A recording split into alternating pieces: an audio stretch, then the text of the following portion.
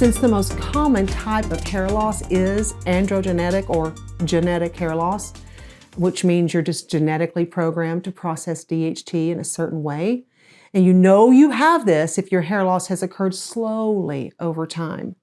Now, the good thing is it's the easiest form of hair loss to reverse and manage. There's no cure, and it has to be managed, and it will need to continue to be managed until a cure is developed. So right now we're going to talk about legitimate androgenetic alopecia treatment options. Now, the one that we've probably all heard of is Rogaine, which its active ingredient is minoxidil. It is a vasodilator, which stimulates hair follicles. Those with existing hair, with mild to moderate hair loss, are the ones that would get the most benefit from utilizing, Rogaine or minoxidil. We recommend you not use foam. Let's just think about that for a minute. If you get something that's in foam, it's got a lot of buffers in it. It's easy to use, of course, but unfortunately, most of that product gets on the hair.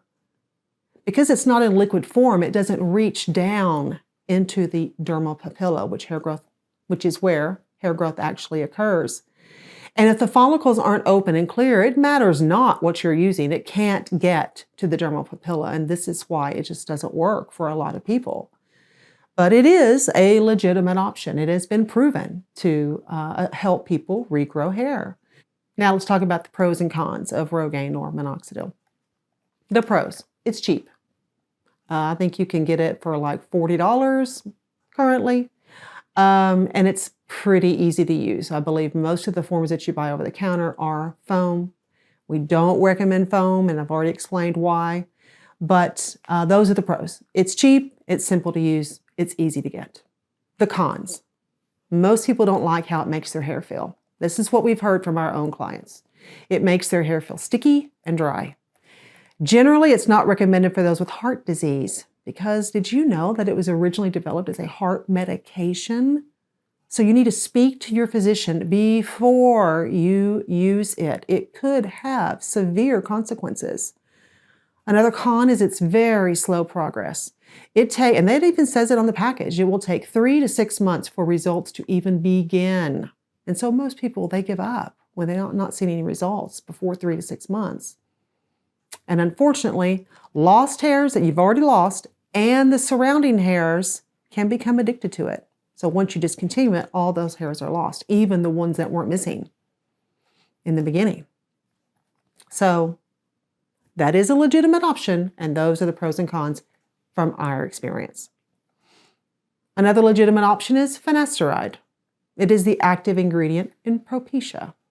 Now, in general, it's only for men, and it works by altering hormones and inhibits testosterone from converting to DHT. Now, if you've seen our video about DHT and how it slowly kills off your hair, then that will make sense to you. But that's how it works. It alters hormones and inhibits testosterone from converting to DHT.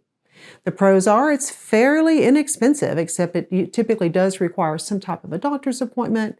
You've got to have a prescription. And it helps prevent testosterone from turning into DHT. The cons: you got to have a prescription, and there are health concerns.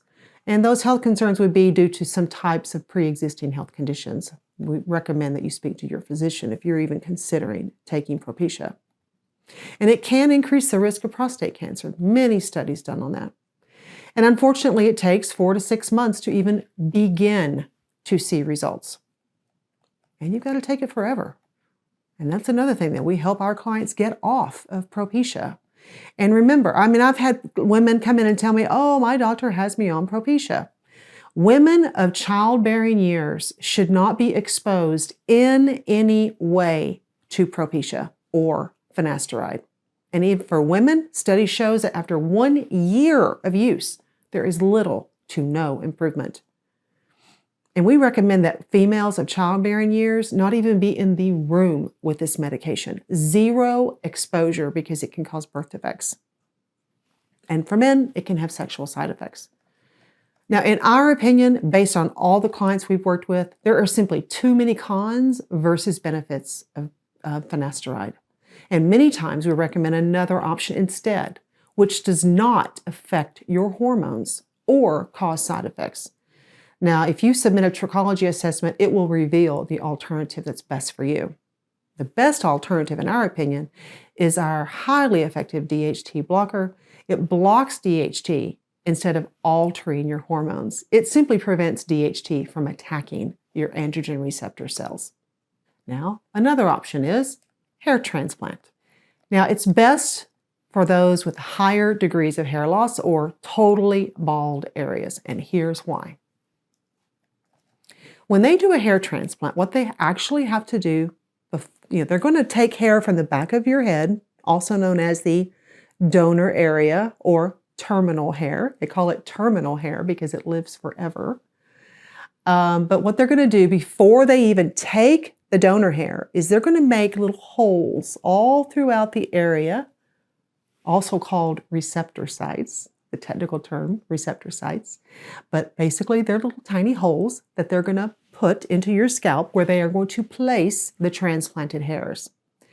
Think about this logically. If you start poking holes, let's say you don't have a bald area. Let's say you're just thinning. If you start poking holes around existing hairs, they can become damaged and they could die. So what will happen is it takes about 12 months for the hair transplant, for you to reach the full fruition of the hair transplant. But if you go through all that and half of the hairs, the surrounding hairs were damaged and died, then you're right back where you started from. Yes, the new hairs that got transplanted will live, but the other hairs are now gone. And now you're right back where you started from and you still have visible hair loss. Now, those who are considering a hair transplant have got to have good terminal hair, also known as donor hair. Now, these hairs that they typically take it from this back and this area right through here. That's where the best hair on your scalp lives. And it typically lives forever. And one reason why is because it's not affected by DHT. That's part of the mystery behind hair loss. They don't understand why. Why are these hairs not affected by DHT where these hairs are? So you've got to have good terminal hair, also known as donor hair.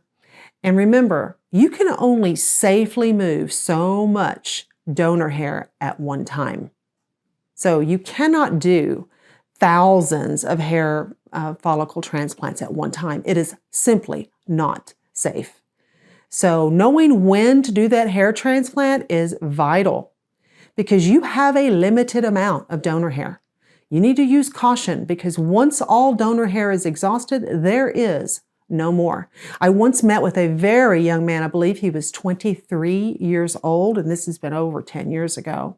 But he had already had 2 hair transplants. His donor hair had already been exhausted, and he was still experiencing hair loss because the original causes of the hair loss were never addressed. So of course, he continued to lose hair. So that's why we say you really need to be a good candidate for a hair transplant.